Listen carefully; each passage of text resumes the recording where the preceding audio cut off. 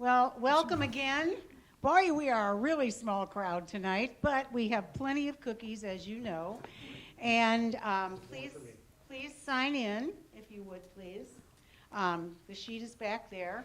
And we would like to re-welcome this guy here, Wayne Bolton. And tonight we welcome Carol Johnston, who is going to speak about her yet-to-be-published book. And we have the essay in front of us, and without further ado, let us pray. Lord God, we do thank you for what you have placed before us in these glorious fall days. And we know that you are always with us, that your Spirit is always with us, and so we ask that we would call the Spirit to sit with us tonight and open our hearts and our minds and our ears to hear what Carol has to say about, in her word, about generosity. We ask a blessing on those who are here and those who aren't here, and we pray it all in Jesus' name. Amen. Amen. All right. Hello, everybody. Welcome. Yes. Move up. Don likes to get a straight line on whoever. This will be a very good session tonight. I'm going to try to talk as little as possible. Carol Johnston is the first and really the only professor of our 7 people. She is a professor at CTS, a very unusual professor. Our son Matthew is president of CTS. I did something like this in my former life, and so we have this little joke about academic institutions and seminaries, that they are a little like zoos. They have in them these creatures that you go, and sometimes they are very rare and very special. We have a person And here. very weird. We have a person with us who is remarkable even for that kind of description. I remember the first time I had a longer time with Carol. It was a introduction to Indianapolis, the tour of Indianapolis. If you have not had, you think you know Indy? Take a tour of it with Carol Johnston. She knows her city and she knows how to give tours. Carol has written a very intriguing and well-researched manuscript on generosity. But to get there, I'd like to ask her a little bit about how she got to CTS, or her current job, and then how she got to writing on this subject of stewardship and generosity. How did you get here, Carol? Tell us a little bit of the story. Where of do you want me to Stir. start? Well, the Unitarian. Denominationally, she has some interesting. Same identical place as Senator John McCain.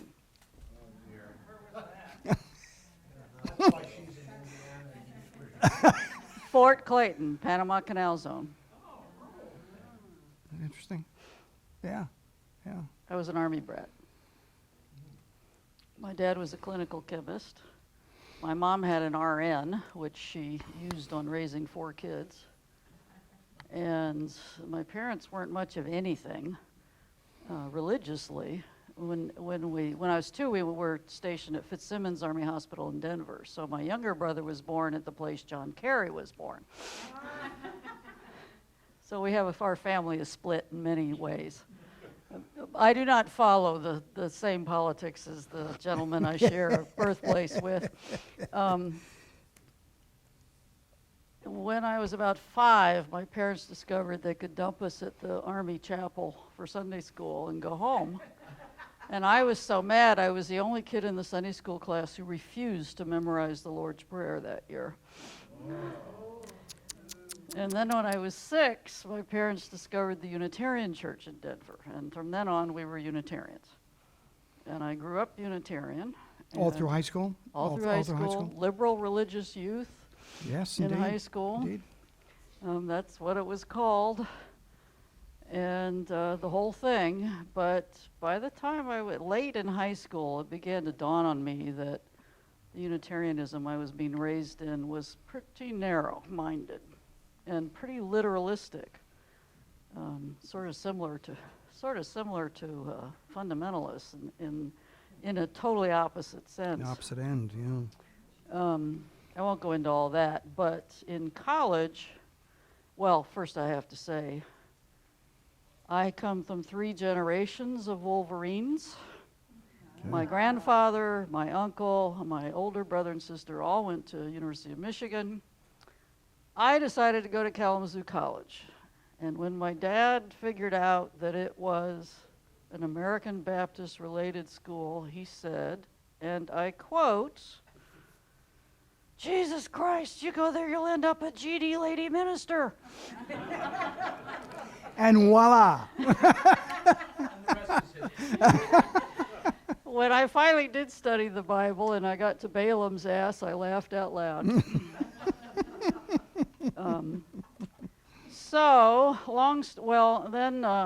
The next major thing was my boyfriend happened to be the son of a Yale Divinity School professor, Russell Becker, and he dared me to take the Intro to Theology course. And we started reading Reinhold Niebuhr, and I didn't understand a word, but I knew it was true. And that was it. I was hooked. I was studying theology from then on. The biggest struggle for me was not the theology. It was deciding to actually get baptized and profess myself a Christian. That was embarrassing. Intelligent people aren't Christians. That's how I was raised. But I got over it and was baptized at Union Seminary in the chapel, my first year of seminary. Yep. Yes. The Union. Sorry, Louis. The Union. I was waiting for that. And then, of course, I had to pick a denomination. Once you decide to be a Christian, it's not too easy to remain a Unitarian. So I looked around, and I decided after a couple of years of looking around that Presbyterian, I liked the fact that Presbyterians still cared enough about theology to argue about it. That's and true. I liked the polity, the egalitarianism. I loved Episcopal worship, but I just couldn't do bishops. And I just liked the way it felt. And 10 years later, it dawned on me, duh, Carol, you are Scotch-Irish.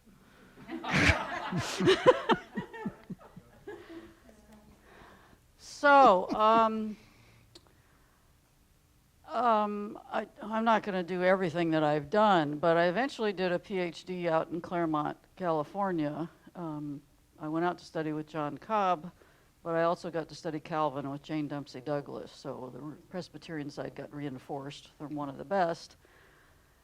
Right. And after 6 years, it was time for me. I hadn't finished my dissertation, but I needed to sort of move back towards what I considered civilization, which is toward the East Coast.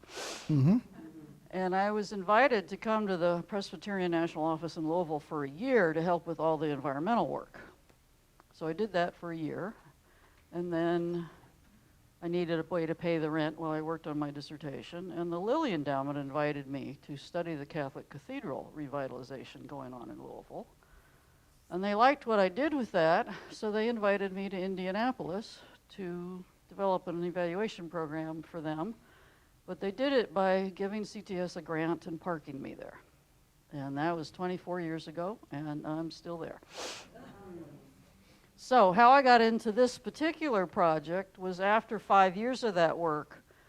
One of the things Craig Dystra, the religion vice president, and I had talked about was the fact that there's very little theological reflection about faith and money and giving. There's a lot of how to raise it, tons of that, but very little really thoughtful stuff. And we agreed that when I finished up the evaluation work, I would start a project to figure out how to think fresh theological thoughts about this area, which no one knew how to do. That's part of my trajectory. I always It- end it up doing the definitely- thing nobody knows how to do. Definitely is part of your trajectory. So the Lilly Endowment gave me a very generous grant, and I decided that rather than be the theologian who sits in my office and reads a bunch of stuff and then writes the book and tells everybody what they're supposed to think, I wanted to learn from people who are wonderful, generous, creative, faithful, church and community leaders. And I thought the best place to do that would be in wonderful, generous, creative congregations. And I already knew several for different reasons. And I ended up picking 5 from LA to New York. And I spent a good part of 3 years interviewing 75 wonderful, generous, creative church and community leaders in those 5 congregations. And one of the things I learned very quickly is that every human being has a story, and every story is sacred. And we pastor types, we professionals, do far too little of learning people's stories. Actually, everybody does far too little of that. There's almost nothing more powerful you can do in any kind of ministry is hear people's stories. And it was really interesting because sometimes one of the people I interviewed in LA was a producer for Aaron Spelling. He was at the time the producer of Melrose Place. I had to go through 4 layers of security to meet with him and was told he would have half an hour. And 2 hours later, he thanked me and said he'd never thought about these things this way, and it meant a lot to him. So that's the kind of thing I did. Yeah. So Neat. All you want me to launch into that I then? think yes. I mean, the problem with Carol is this project is there's so much here. So let's go right into it. Let's go, not spend it, get right into it, Carol. Oh, I do have to say one more little story about college and discovering Christianity. I was in a religion class, and by then I was a major. And I was sitting in the back of the room with the religion majors. And there were 9 fundamentalists sitting in the front of the room. And we were doing historical theology. So we were going through all the Augustine and Luther. And when we got to Calvin and the doctrine of predestination, the 9 fundamentalists got really upset. And they said, "What do you mean we can't know whether we're going to heaven or not?" And it was pretty clear that's all they cared about, was whether I got my sorry soul into heaven and nothing else whatsoever. And I thought at the time, gee, if they hate it, it must be interesting. Must be right. That was what piqued my interest in Calvin, was that. All right, so this, yeah.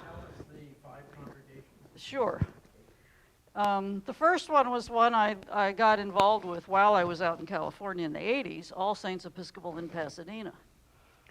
All Saints Episcopal is a very large, 4,000 member, incredibly engaged and creative congregation with all sorts of Hollywood types.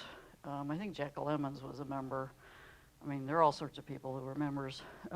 But what interested me about them, besides incredible worship, was the creative way they did community work. They established a thing called the Office for Creative Connections. And the woman who started it, who was in her 70s when she did start it, began in Pasadena by spending a year interviewing 104 people separately. And in the process, she really got to know who was doing what in Pasadena. And then she started gathering people around similar issues and inviting them to share with each other what they were trying to do and what issues they were doing with. And out of that came a whole program for children who had no health insurance. Instead of building another clinic, there were clinics. They were very creative. They said, well, what's a better way to get kids the kind of care they need? Well, the church was loaded with pediatricians. So they got them together, and they cooked up a plan to engage pediatricians in giving hours pro bono to see kids. And then they organized people to identify kids who needed it and to get them to the pediatricians. So the doctors didn't have to do anything they didn't already do. They just said how many hours they'd give pro bono a month, and they would do it. They ended up getting over 200 local pediatricians donating time, not just in the church, but the whole community. Things like that were remarkable. My other favorite quick story is there was a Catholic nun who had started a shelter for homeless families in downtown LA, in the worst part of town. And she was having issues with City Hall and getting frustrated. And she did something incredibly smart. the Saul Alinsky community organizing thing is to get everybody together and march on City Hall and demand that they deal with you. And no, she asked a prior question, which is how do people get stuff done at City Hall? Well, people with clout call City Hall, and City Hall pays attention because they have clout. And so she thought, okay, who has clout? All Saints Pasadena has a lot of clout in this town. So she marched into All Saints Pasadena and told them that she wanted them to help her. And they looked at what she was doing and said, well, this is cool, we can do this. And so they announced at one point that their senior warden, who was also the CEO of the Capital Group and the chairman of Dorothy Chandler Pavilion's board, was from now on, whenever she had a problem with City Hall, she was going to call him and he was going to call City Hall. Well, I already did it for Dorothy Chandler Pavilion and for the Capital Group. Why not do it for a homeless shelter? I just thought that was brilliant. Absolutely brilliant. So that was church number one. Church number two is San Fernando Cathedral in San Antonio. Roman Catholic, right on the square in San Antonio, across from the county seat. Oldest inland cathedral in America. Mostly, at least 80% Mexican American and many very, very poor. And that was a place that had gone downhill for years, and then a new rector came, and he started inviting people back and inviting them to express their faith in more traditional ways. And they became a center for engaging all sectors of the city across dividing lines. Tremendously creative with public ritual. If you ever can, go out there for Good Friday. It's incredible. 20,000 people come to see them reenact the whole crucifixion story, starting in the Mercado, 3 blocks west of the cathedral, and then coming along the Via Dolorosa, that is its actual name, to the cathedral. It's remarkable. And I'll say in just a moment, the most amazing thing I learned there was that Mexican American culture has an understanding of giving that is remarkable. I realized after a while what they were telling me was that, as they understand it, human beings in imitation of God are givers. So if you deny anyone a chance to give what they can, you're denying their humanity. And I heard many stories about people who felt badly because they were poor and somebody thought they couldn't give when they wanted to give. Don't ever do that to anybody.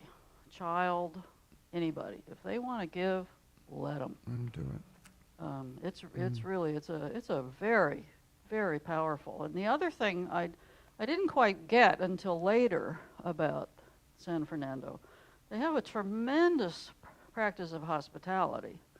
And many of people told me, well, God's house is room for everybody. We don't deny anyone. And they would tell stories of going to a parish and being told, well, you know, you'll be more comfortable if you go to Our Lady of Guadalupe down the street, you know, not our parish, and the things that Anglos would do. They won't do it. They will have nothing to do with doing back to people what's been done to them. They welcome everybody, and they take tremendous pride in welcoming everybody. And what I didn't quite get until someone who's done studies of the cathedral corrected my chapter, he said, you're not quite there. It's not that they welcome the stranger. It's that they know. They don't just believe it. They know that they are welcoming home members of God's family who are their own brothers and sisters. And so that's who they're welcoming. Doesn't matter who you are, that's what they believe. Very, very engaging place. If you ever get to San Antonio, go there by all means. The third congregation was the Catholic Cathedral in Louisville. That's just 2 hours from here. That's the one I studied for the Lilly Endowment, which got me up here in the first place. They had been almost empty and falling down in 1982. They were down to 100 elderly parishioners. Downtown Louisville had been pretty much abandoned. Everybody had moved out to the suburbs, and only homeless people were downtown. And the new archbishop came in '82, and insisted on moving into the dump of a parish hall next to the church, which appalled everybody because it was really in awful shape. And they said, we'll tear it down and build a nice cathedral out where we live. And he said, no. And then they said, okay, we'll fix it up and people will come back. And he said, no. We are going to bring back a worshiping community here, and then they will figure out what their mission is, and then we'll know what to do with the building. 10 years later, they had 1,500 people coming from all over, 100 zip codes or some crazy thing, into that cathedral. And then it took them 15 years, but they completely restored the cathedral. And to this day, it is an interfaith beacon in the heart of the city, a place that sees itself as taking care of both the socially and the spiritually homeless in Louisville. So that's the third one. The fourth one was Mount Tabor Missionary Baptist Church in Miami.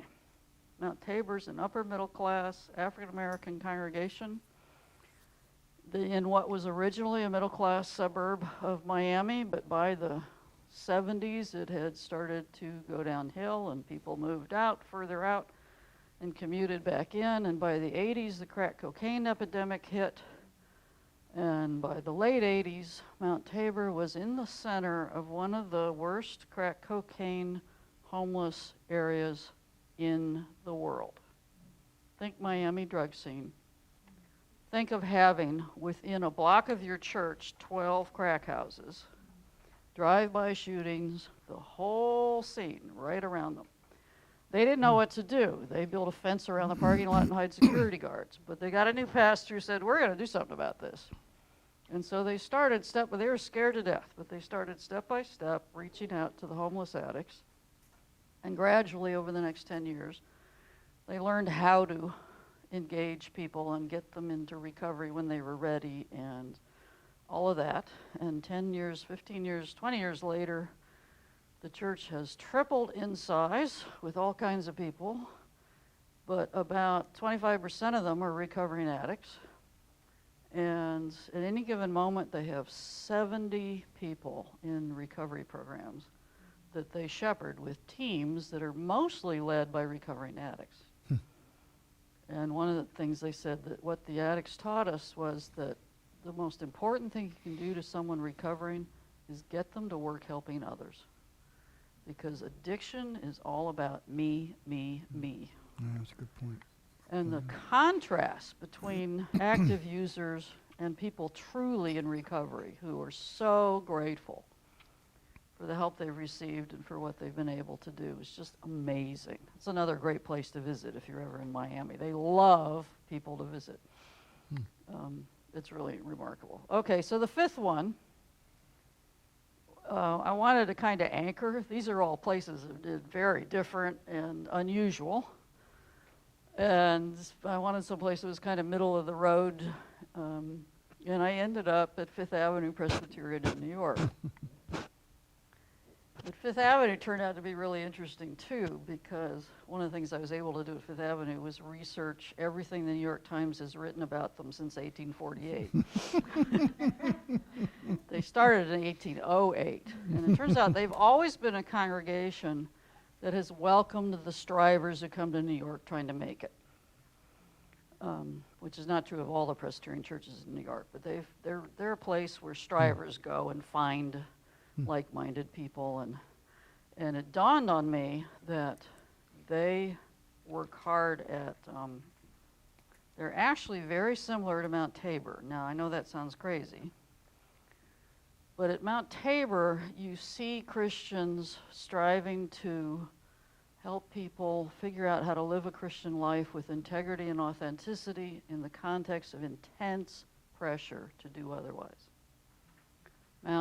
Fifth Avenue has the same issue in a totally opposite context. They're right next door to the Peninsula Hotel, the Trump Tower's across the street, Cartier's is kitty corner. It doesn't get any richer than that corner in New York, in the world. And here they are helping newcomers to New York figure out how to live as Christians in the midst of intense pressure to do otherwise. And that's what I saw again and again in the interviewing that I did. So that's the 5 congregations. And I'll summarize real quick Go, go, go. the key insights.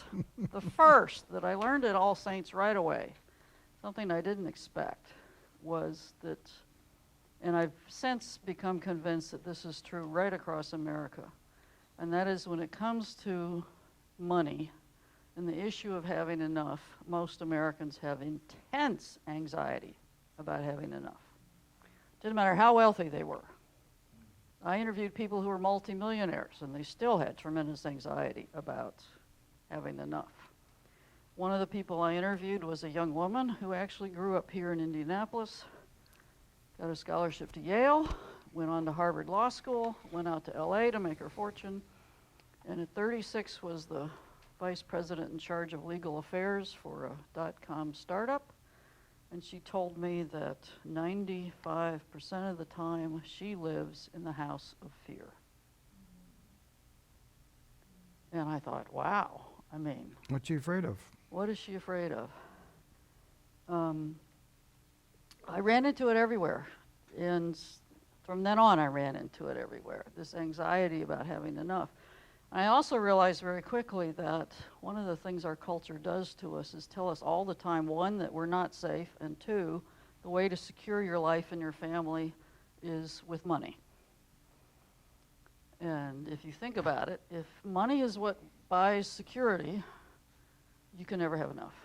You have to have a home in a safe neighborhood, maybe even a gated one, or at least with alarm system. You have to have your kids in private school. You have to have, I mean, it's just endless. I came to call that the theology of sport utility vehicles. Because that's what their popularity is all about. And they're upfront about it, too. I've read articles where they say, oh, yeah, we did testing, and people feel more secure in great big SUVs. And so they'll pay tons more money for them, even though they're not safer, and they're unnecessary. I mean, And their effect on the environment is well, just... never mind that part. We don't need to go into it, but that's what I came to call it. So then I asked myself the question, well, where does real security come from? I'm a Christian. Well, it doesn't come from money. It comes from healthy networks of relationships with family, community, the environment, and God. And the healthier networks of relationships are in all those areas, the more secure you are. That's just a given. And the more I've thought about it, the more convinced I am that's true. And one of the things that happened in this country since World War II is we've gotten wealthier and wealthier in stuff and poorer in relationships. And that goes for rich people and poor people. All of our communities have been falling apart, partly because we decided to move to suburbia and reduce the extended family to 2 parents and children. No human society in the history of the world has reduced the family to just the nuclear parents and children. None. And it causes incredible stress. So that's a whole nother arena. But, and I met a couple at All Saints Pasadena who were in their 20s and who, unlike almost everybody else I'd interviewed, were not at all anxious about money. And so I asked them about it because they stood out. And they said, they thought about it a little bit, and they said, we love each other very much. And we love our families, and they love us. And we know that if the money were gone tomorrow, we'd all be there for each other. It was just this tremendous grounding. So I said, bingo, that's it. Okay, then another thing that I ran into all the time, of course, the question is, where does these, I interviewed only generous people. I wasn't interested in interviewing ordinary. Tightwads. Well, Robert Wuthnow has done tons of sociological research out of Princeton University, and he's done all kinds of random interviews of people about money, and guess what he found out after spending hundreds of thousands of Lilly Endowment dollars? That most people don't know how to think about it or talk about it. And I thought, well, that doesn't help. Let's talk to the people who are really good at it and see if we learn something. Well, one of the first and crucial things I learned was that when they talked about where they learned their generosity, they didn't talk about stewardship. They didn't talk about it. What they talked about was how the church both welcomed them and how they heard and received from the pulpit and from the way people treated them the understanding that God's love for them and for everybody is unconditional. That was crucial. All 5 churches, theologically different, culturally different, all kinds of things different. That was common to every single one of them. I heard story after story about, oh, the pastor's always talking about the unconditional love of God for each and every human being. I mean, over and over again. And then, the next crucial part of that was that it always issued in the practice of hospitality. But it was real interesting to look at what the hospitality meant. It didn't mean being friendly to people. That's not what it was about. It meant, if I have received the love of God, I share it. It's contagious. And therefore, I share it everywhere and with everybody. And I figure out how to do that. And these churches did it in 1,000 ways. I mean, there's no one formula. They're very different in the way they practice hospitality.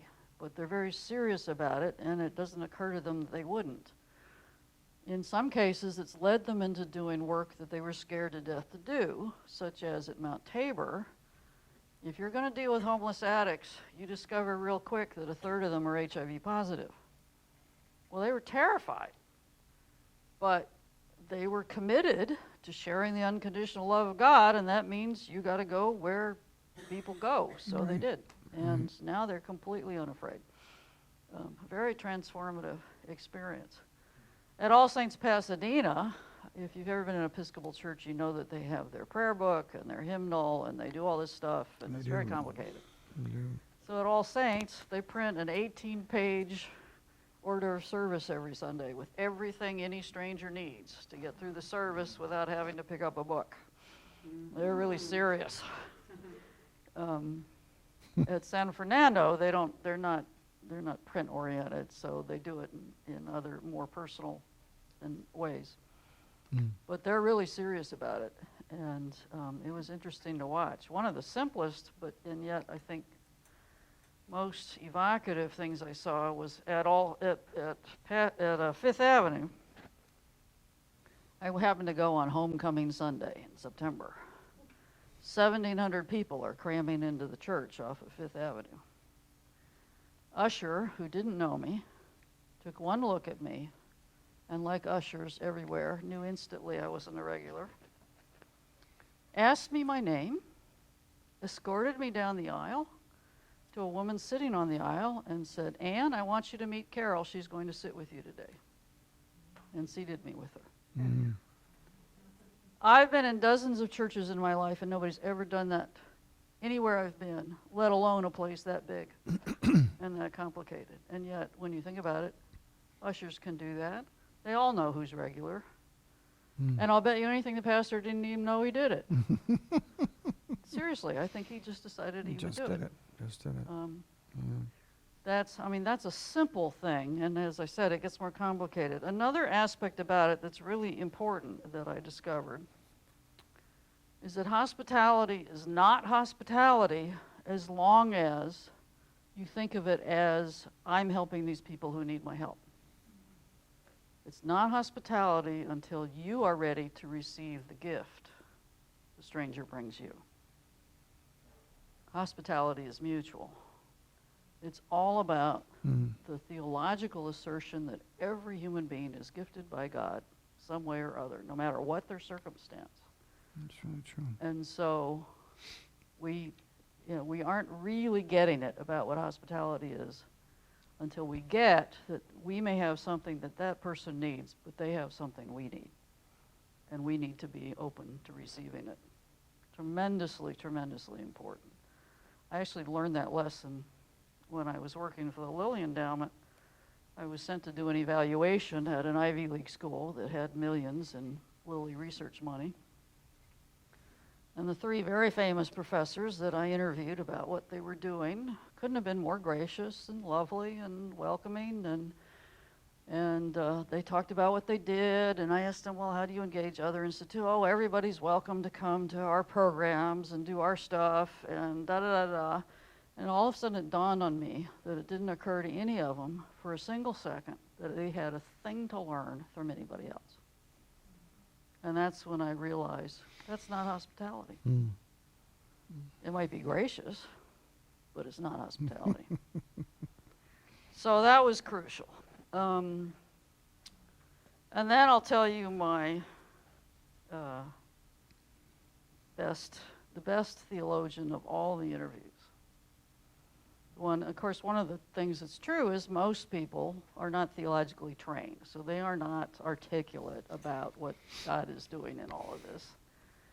So I just asked them to tell me their story and tell me what they learned about giving as a child, which was always really interesting. And by the way, whatever anybody was actually taught as a child about giving, they were still doing. I mean, simple stuff, 3 jars, whatever it was. Sometimes they were doing it with millions of dollars instead of dimes, but they were doing it. But the best theologian was Mrs. Pearl Higdon. Wayne told me I had to tell this story. You do. Remember, there's Zacchaeus and Lazarus and all those other things. Yeah, well, Mrs. Pearl's great. you're overpacking everything. I know. Trying I to know. do too much. Miss Pearl was a member of Mount Tabor her whole life, and she lived across the street from the church. And she worked as a housekeeper for a wealthy doctor in a suburb further away. So every morning at 5 a.m. for years and years, she'd be out there and get the bus to go out to the home that she took care of. Neighborhood went downhill. She had to put bars on the windows and doors. She lived alone by the time she got older. By the time I interviewed her, and I went to talk to her, and she told me about how she had, stuck with the church, and she couldn't afford to move, or felt she couldn't, so she didn't move. And things got worse and worse. And then the church started reaching out to the homeless addicts, and she started seeing what could be done. And she got inspired. Now, by now she's 69 years old, okay? Retired and living on a fixed income at that point. But she thought about what she could do, and she decided she'd give a sandwich and a soda to anybody who knocked on her door. She said, I can't give them money. I know what they'll do with the money, but I'll give them a sandwich and a soda. So she started doing that. And because she did that, she got over her fear. And what I don't think she didn't really realize was that she got a reputation as someone who would hand out a sandwich and a soda, and other addicts protected her. And then she decided she wanted to join. There was a group of people in the church who went to Miami-Dade jail every week to do Bible study. So she joined the group that got in a van and went down there. And she said, that place scared me so bad. All those doors and that horrible noise and everything, she couldn't go back. She said, but I felt terrible. I felt terrible because here the good Lord has taken care of me my whole life and given me everything I needed, and I couldn't do one thing he asked us to do, visit the prisoners. So a year later, she worked up her courage, and she started going back, and she became a grandmother figure to the young women in jail, and had a lot of amazing stories of the stuff that went on because she was mentoring those young women. Now she's just getting started. They started teaching about tithing in the church, and she said, I couldn't believe it. I've been a Christian my whole life, and I never heard of it. Many black churches do nickel and dime fundraising. You pay dues to be in the choir, you pay dues to your Sunday school group, you give what you can every Sunday. Sometimes they have a second or a third collection until they get enough money. But it's because people live kind of hand to mouth, so you just give what you can when you can, and it's nickel and dime kind of stuff. But the new pastor said, we're going to cut that out. We're going to do it God's way, and we're going to start tithing. And they brought in people to talk about it, and she said, I just didn't, my goodness, I never heard of it. So she went home, and she read her scripture, and she thought about it, and she prayed about it.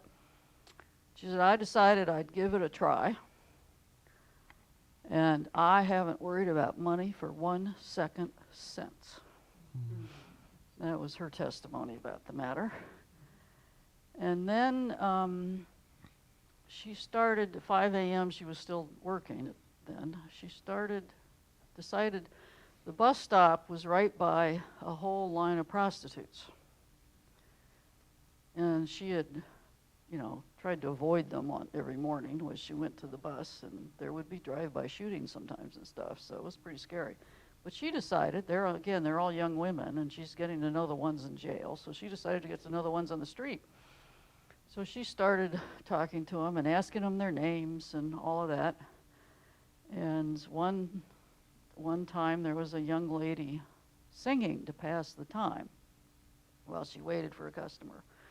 And Miss Pearl went up there and told her what a gorgeous voice she had and how God had given her a wonderful gift, and God has a better place for you to use it, honey. Talked her into going into recovery, and now she's singing in the church choir. Another young lady wasn't ready to give up the street life, but she's tithing to the church. And every dime of that money goes to help people in recovery programs. So that's Miss Pearl.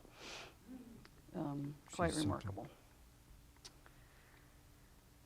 That covers enough for that part. Now, we're talking about maybe reading a Lazarus story, reading Zacchaeus. They're terrific in here. We're also going to maybe do something on the Eucharist at the end, but I'll save that. I'll save that. It isn't going to happen. Give it up, Wayne. Oh, you have the, okay, all right, we can. It you want might be better to just let people talk. All right, well, we only have have a 15 few minutes. minutes. We have 15 minutes. He wants me to do this thing I do with the biblical text. Why don't you read one of them at least, or have somebody read them in the audience here, Well, because they're both kind he's of neat. determined. Pass it out. Absolutely. Here we go. So we'll read it, but instead of doing the whole Yeah, exercise, sure. I'll tell you what it's all about. Yeah. Okay? There we go. That'll shorten the thing a little bit. Here. Everybody got Now, it? when they're passing things out, we have yeah. been told by the AV people that we need to speak into the microphone when we ask a question. And last week, we said we'd restate the question, but some of you asked such long questions that it was impossible to restate. So today, if we have questions or responses, just hold up your hand and I will run over there with this microphone. Okay? Okay. Okay, now here's what we're going to do. I'll be the narrator. That'll be quick. So who'll be Zacchaeus? You be Zacchaeus. I'll be Zacchaeus. Jesus. We need a Jesus. Jesus, where are you? Somebody? Come on, Beth, be Jesus. All right, that's Okay. Jesus. Okay, and then there's whenever it's all, that's everybody. Okay. And I think that should do for the first one. And then for the second one, I guess we should do it, and then everybody will forget if we do it. Let's just do Okay. this. Okay. all right? Good. Jesus entered Jericho and was passing through it. A man was there named Zacchaeus. He was a chief tax collector and was rich. He was trying to see who Jesus was, but on account of the crowd, he could not because he was short in stature. So he ran ahead and climbed a sycamore tree to see him because he was going to pass that way. When Jesus came to the place, he looked up and said to him, Zacchaeus, hurry and come down, for I must stay at your house today. So he hurried and was happy to welcome him. All who saw it began to grumble and said,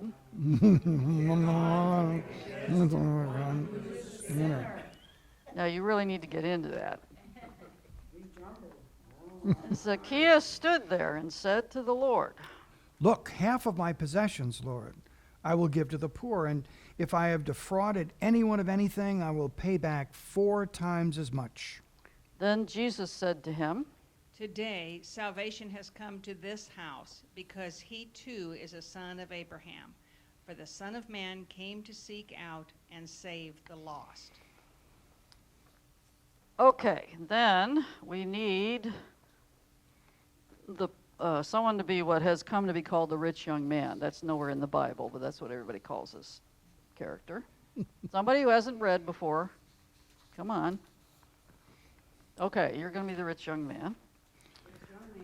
Jesus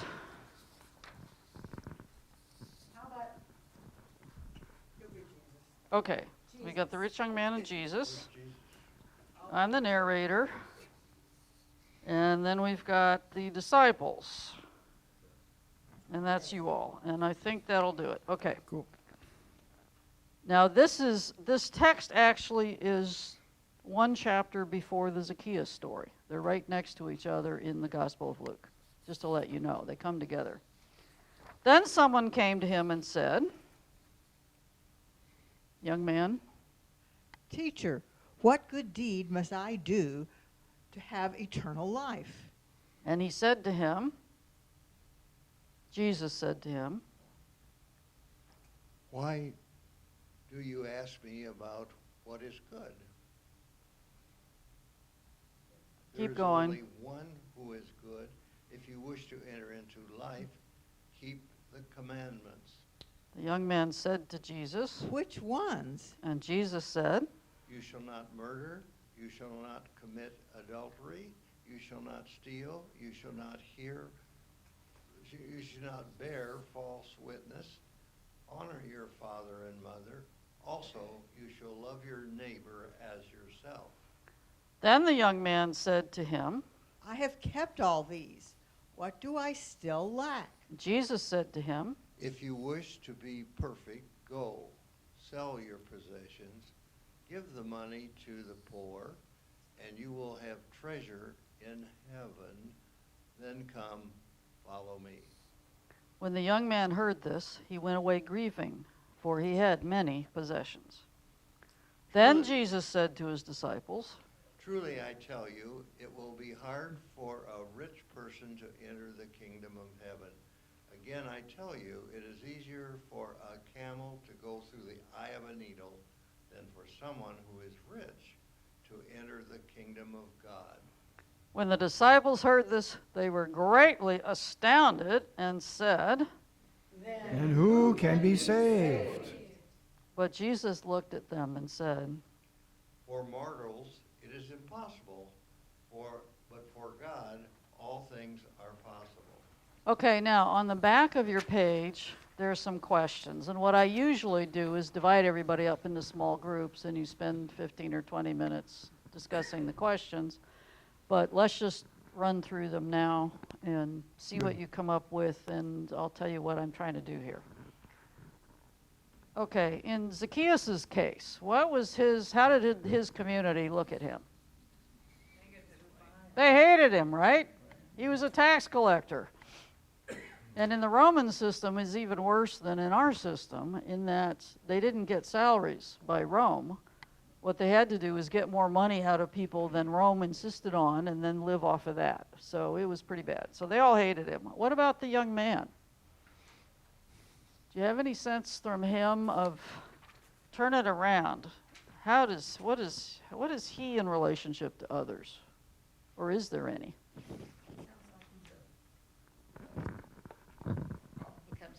Sounds like he probably comes from a good family, and everybody would have known that, and he would have had some status. Well, he did. He clearly had a lot of possessions. We got that part. But do you have any sense of anybody in relationship with him in this story? We're doing some speculating here, I admit. There's a lot of speculation. Right. Now, what is he busy trying to do? He's trying to get to heaven. And how is he trying to get to heaven? No. By obeying the law, by doing exactly what he's supposed to do in all circumstances. He even tells Jesus, I have always obeyed these from my youth. Now, how do we all feel about somebody who's like that? Come on, be honest. Yeah, teacher's pet, bit of a prig, pretty rigid. So how do you think he feels about other people? Pretty critical. He's trying to be perfect, and these other people don't measure up, right? They aren't. So he's the opposite of Zacchaeus. In Zacchaeus' case, the community hates Zacchaeus. In his case, he's pretty uncertain about the rest of his community living up to this stuff. Okay, so that's the two young. So what does Jesus tell them to do? What does Jesus tell Zacchaeus to do?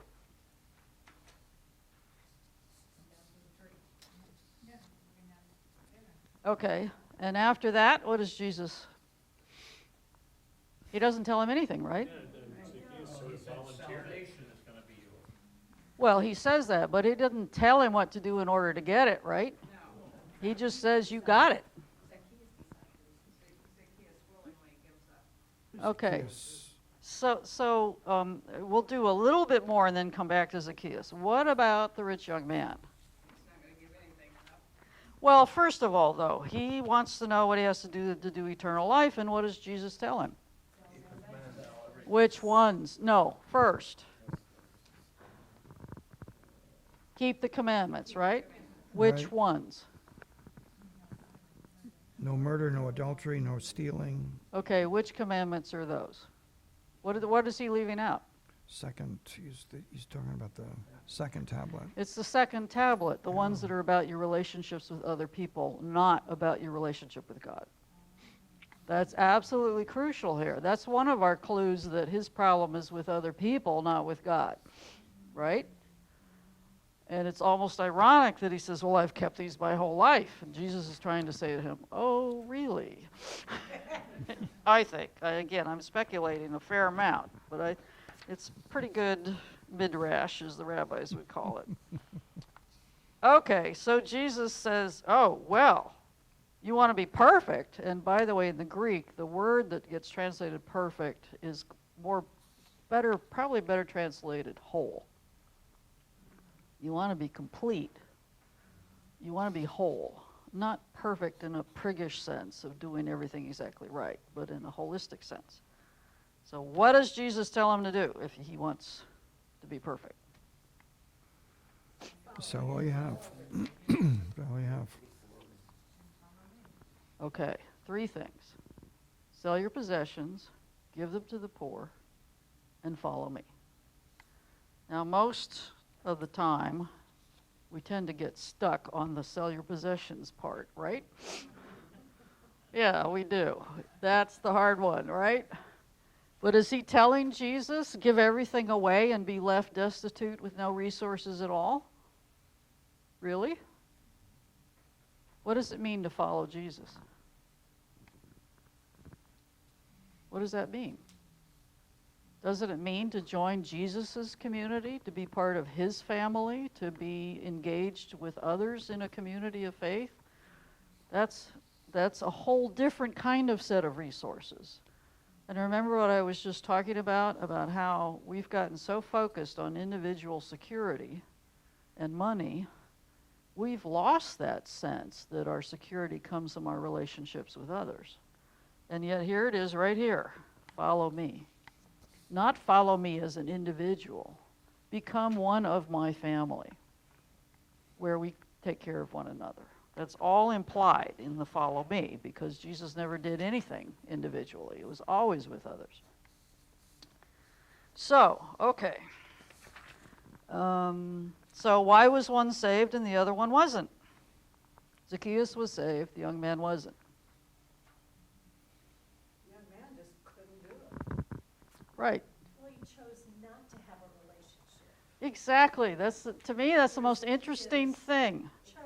What did Zacchaeus do that made Jesus say, you have been saved? He gives of himself. He offered restitution. Okay, right. Remember, we were talking about how everybody hated him.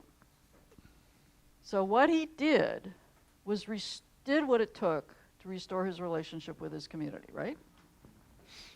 Money was the instrument, it wasn't the point. The point was his relationship with his community. And the way Jesus did it was classic, almost Protestant theology, you might say. Jesus initiated it. Jesus said, knowing that nobody would accept an invitation to Zacchaeus' house. Nobody, no way. Jesus just blows right through that and says, come on down, Zacchaeus, I'm coming to your house. I'm going to accept your hospitality when nobody else will. In other words, he offered the grace of God to Zacchaeus, and Zacchaeus grabbed it with both hands. He was already drawn to it. There's another little thing of prevenient grace going on here, too, which is the technical term for the Spirit at work before you even know it. He was drawn to Jesus, And Jesus saw that and said, aha, and just jumped right in and did the one thing that nobody else would do. And that opened up Zacchaeus to say, my relationship with God has been restored through Jesus. Now I'm going to restore my relationship with my community by making restitution. Mm. And then, of course, the young man, it's the opposite. He didn't, he was, I would speculate, he was so trapped in his idea of what perfection was that he didn't get it, that salvation is about relationship with God and neighbor. It's a relational thing. It's not me as an individual. It's me in relationship to God and others. That's what salvation's all about. So that's what these stories, I think, are teaching us. One more thing. Why are the disciples astounded when Jesus says it's hard for a rich man to get to heaven? Why is this so shocking? It's not shocking to us, is it? That's because we've heard this our whole life. But it was shocking to them. It was shocking to them because in the Jewish understanding, the covenant community that stays in covenant relationship with God is blessed. And so wealth is a sign of blessing from God. But what we don't see when we read that stuff in the book of Deuteronomy, for instance, the promises, if you keep the commandments, you will prosper. You is always plural. It always means the whole covenant community together. And when some people start to prosper at the expense of others, we get the prophets arising who condemn that wholeheartedly. That's what Hosea and Isaiah and all those prophecies are all about. It's about the injustice of some prospering at others' expense. But what Judaism has always understood is that the whole community together prospers when the whole community lives in the covenant relationship with God and neighbor and the whole creation. That's another night. So that's why they were shocked, because it had never occurred to him that you couldn't get to heaven if you had wealth. I mean, but what Jesus is referring to is unjust wealth, unjustly gained. That's it. I'm done. We have time. It's 8 o'clock. We have time for one more question if you've been waiting to ask it. As I said, as you can see, there's just a lot of content here. Anyone want to throw one? Money is Don't such an say interesting... question. Anybody want to say anything? Anyone want to say anything? Anybody want to? I mean, I've just All right, hit we've you with a got ton one of over there. stuff. We'll start with Vicki and then go over here. So everything you've told us is in your book? Yep, it's all there. Okay. And a whole lot more, Okay. but that's the heart of it. Yeah, and so this is a continuing project for you, and you're going to... Well, I'm done with it. I You're mean, done. the book is written. I'm looking for a publisher. Uh-huh. And yeah, I'll probably have another round of people asking me to come and talk to them about it. After I did the research, and I wrote that essay, that was published online by the Lilly Endowment, funded something or other. And for several years, I was invited all over North America and did with groups what I just did with you. But then I had to write the book, which I had. But it was interesting because I didn't get clear about the importance of the hospitality part until I had been talking about this for 2 years. That's how deep in us all is this whole stewardship paradigm. I mean, that's what I was trained in. That's what I was looking for. That's what I thought I would be hearing. And it wasn't what I was hearing, but I couldn't hear it until I spent a couple of years telling it over and over again and then saying, wait a minute, the stewardship stuff isn't what's important here. It's the hospitality and the receiving and sharing the love of God is what's important here. I have a whole nother lecture about stewardship and why we need to kill it off, but... Let's have one question over yeah, here. you were waiting. You Go all right? ahead. No, go on. This is just an old lady question. Sure. but I'm just awed by this whole hour. Did your father live long enough to be awed by you too? Okay, Carol. I'm not sure my father was ever odd. All right. I don't know if my parents ever even read any of the stuff I wrote. I gave it to them. But my mother, for years, was so embarrassed that I went to seminary that she told her friends that I was studying philosophy at Columbia University. And then it dawned on her that for a woman to become a minister was actually a very feminist thing to do, so she decided it was okay after all. It was a little embarrassing that it was Christian, but okay, it's still feminist. My mother became a radical feminist and was one of the chief lobbyists for the Equal Rights Amendment in the 70s. So I'm very proud of my parents, but the religion thing is a little difficult. Beth. I'd like to share a hospitality story, what Right. I learned. My husband was sick and in the hospital, and I had 2 little children, and my mother was there. And I was teaching in a private school, and one of our families in the private school, the husband decided that he wanted a divorce, and left this beautiful family. They had a beautiful house, beautiful, I mean, a name you'd recognize, Indianapolis. And she knocked on my door one night after I got home from the hospital and brought us dinner and a bouquet of flowers and a bottle of wine for my mother and me. And I said, I said, this is so gracious of you, so kind of you. And I said, you have your own problems. I said, you have your own problems. And we kind of talked. I said, you have your own problems. She said, oh, but she said, this is how I Feel better. feel better. That's and right. she said, this is what I have to do. Yeah, And that taught me a lesson right there. That's right. And that kind of supports what you said. Mhm. And so. Your sense of self is strengthened by helping others and being generous to others in ways that nothing else. It's very hard Does. for me to receive the help too, Well, that's a whole nother thing. I have come to decide that the Christian practice here is not giving. It's receiving and giving. And if you don't know how to receive well, you cannot give well. You cannot give what you've never received. And You can't do I it. learned that in receiving from her, it was a mutual That's right. relationship. You were giving her a And gift. I will never forget her. Yep.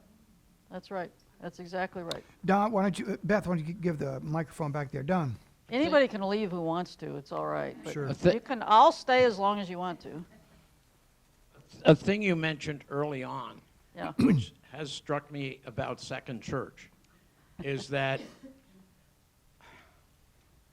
rarely have I heard in the 3 years that we've been members here of anybody talk stewardship, particularly at this time of year, saying, here's the budget, here's what you have to do. Now, and we have a director of whatever his name is called. I mean, I know what his name is. His director of stewardship and endowment or something else of this sort. And we get a letter in the mail. But it's a different approach Yep. to that question of stewardship, whereas as I would think if you went in the majority, let's just stick with Presbyterians, at this time of year, we still get newsletters from several of our former churches. And without question, this is the time of year, this is when we're going to have the congregational meeting, this is when we're going to talk about the budget, this is when we're going to do this, this is when we're going to do that. Right. And it's pretty depressing. Not to mention boring. Would you reflect on that as far as I Second Church will is happy to concerned? give you my short history of the whole issue with stewardship. I learned this from Bob Lynn. How many of you remember Bob Lynn? Anybody? You do. No? Bob Lynn was Craig Dyksher's predecessor as the vice president for religion at the Lilly Endowment. And Bob has been interested in this issue for decades. And when I arranged that I would be doing this Lilly-funded stuff, I flew out to Maine and spent a day with him with his 50-page bibliography of everything about faith and giving. And in a whole day of going through all the books, he said, there are 6 books in this list that are worth reading. I mean, he'd spent years looking at everything. And he was convinced, as I was, that's why we were mutually supportive, that a lot of what you hear about fundraising in the church begins with guilt instead of grace. And that is just antithetical to the whole Protestant principle. I mean, the whole thing is it's the grace of God first. Then we can talk about getting over all these issues, sin and guilt and all that stuff. So that was the start. And then Bob went on and researched the history of stewardship teaching in the church. And it's fascinating because it didn't exist until the early 20th century. In all of Christian history, they never connected the stewards in the Bible with fundraising. Never. But in the early 20th century, it was the progressive movement more generally, for people who are history buffs like I am. And everybody was trying to bring management principles to organize what everybody was doing. That's when Ford invented the assembly line and all that stuff. And one of the things that was going on was there had been 50 years and more of missions where every church was sending a missionary somewhere or other, and there was no training, nobody learning from the ones who went there before, all this craziness. So all the main lines started creating denominational national offices for the first time ever. And they needed to raise a lot of money for those national offices. And so they were putting all that together, and they looked in the Bible for an image to use that was biblical. And they picked steward because it's managerial. That's their language. Yeah. Now, can you tell me what good management has to do with the gospel? I mean, grace and gratitude and generosity and good management are not very closely related as far as I can tell. But that's what they did. They started teaching that we're all stewards and that it's our duty to be givers because that's what our identity is as stewards. I can talk all night about stories of how that backfires in the church, with specific examples from people who are so anxious. What happens, it's not intended to be about the money, but it always ends up being about the money. And people get it into their heads that a good steward is frugal and careful with the money. And therefore, there are churches all over this country who have bequests that people have given to do mission work who haven't spent a dime. Why? Because they're afraid it won't work out and the money will have been misspent. It's so ironic because it's exactly this parable of the talents. People bury the money.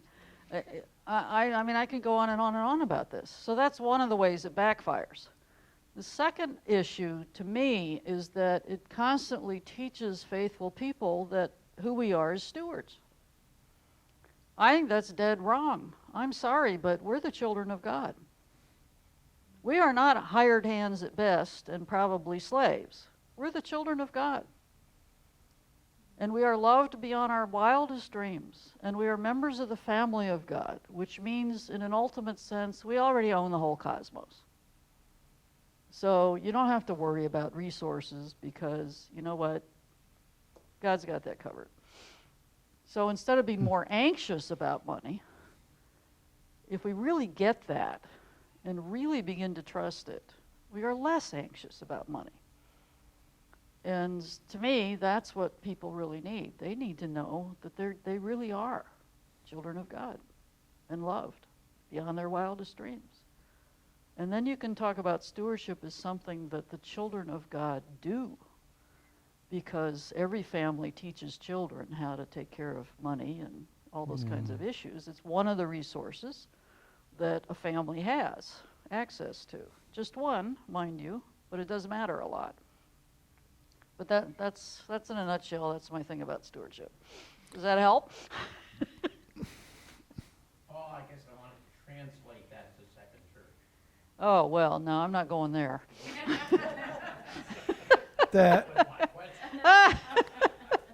Carol, the word has been used once. I'll use it again. You have awed us all. Let's show Carol a measure of our appreciation. Very nice.